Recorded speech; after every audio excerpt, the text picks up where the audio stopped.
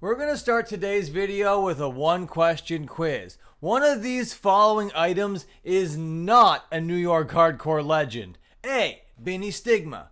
B. CBGBs. C. A standard carpenter's nail. Or D. Rick to Life. If you guessed Rick to Life, congratulations, you got the correct answer and are allowed to watch the rest of this video. You know that even a basic nail has more cred in this scene than Rick to Life. But today's story isn't about just any ordinary nail. Nuh-uh! Today is the tale of Vinnie Stigma's nail that he impaled into the walls at CBGB's in 1977. Hey, how we doing? I'm Dan Frampton. Don't forget to like, sub, and leave a couple pancakes down below. That stuff really helps out, you know, and we just hit 8,500 subscribers here on the channel. That's pretty big, but when I hit 10,000, I plan on doing a 24-hour live stream, so let's make that happen. Subscribe to the channel today, because like 65% of you aren't subscribed yet, and that's utter craziness. You're cracked. Okay, with that out of the way, let's shake some squirrels out of the tree, shall we? I want you to get Rick to Life out of your head right now. There are no horses in this story, so there's no place for Rick to Life. Instead, we're gonna focus on the self-proclaimed first punk rocker of New York City and the birthplace of punk rock, CBGB's. Vinnie Stigma is now primarily known for his work as the guitarist in Agnostic Front, but in 1977 he was in a little band called the Eliminators, and they had a show at CBGB's. So many hugely iconic bands got their start at CB's or have had historic moments happen within those sacred stinky beer-soaked walls.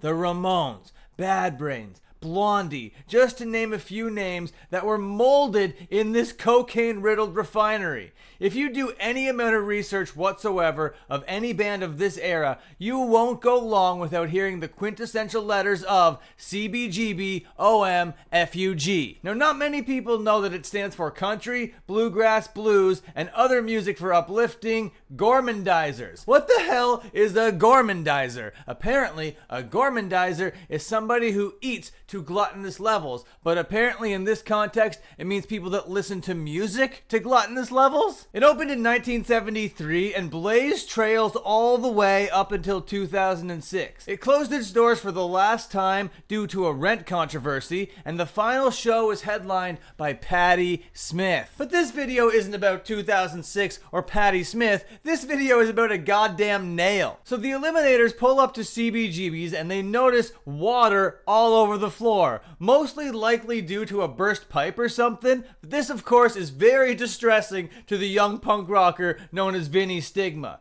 He wasn't concerned about the electrical equipment shorting out or anything. He wasn't worried about the potential slips or falls or anything like that. This was a far more pressing drama. He has nowhere to toss his jacket. Everybody knows that having a spot to toss your jacket in a venue is of the utmost importance. Imagine how sweaty you get slam dancing in a heavy jacket. I shudder at the thought. So Vinnie did what I hope any enterprising young punk would do in this moment. He improvised using his surroundings. Vinnie took matters into his own hands and went behind the bar where he found a hammer and, of course, the illustrious nail. Over to the wall he went, and with a couple swift hammer bangs, a coat hanger, and more importantly, a legend was born. And I know what you're thinking. You're wondering, what happened to the nail? Did it survive the closure of CBGB's? Has it been lost to time? Well, my friends, I'm happy to say I have the answer, and it lies within this video called Vinnie's Nail. Okay, this is history right in front of your eyes. I came in here, it was like, what, 78, 77, somewhere in there.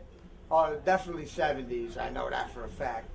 And because I was a punk rocker. The first ever punk rocker in New York City. Go to Lord, the best looking punk rocker around. And I came in here, would take my jacket off. It was all soaking wet. So I didn't want to leave my jacket down. I got a hammer and a nail, and I put this nail in here. Look at this wonderful monument. It was 30 years ago I put this nail in the fucking wall. What a legacy. Okay, but great. That's the nail there. That doesn't answer the question. Where's the nail now? Christ, I'm not ready to take down the nail. Take it down.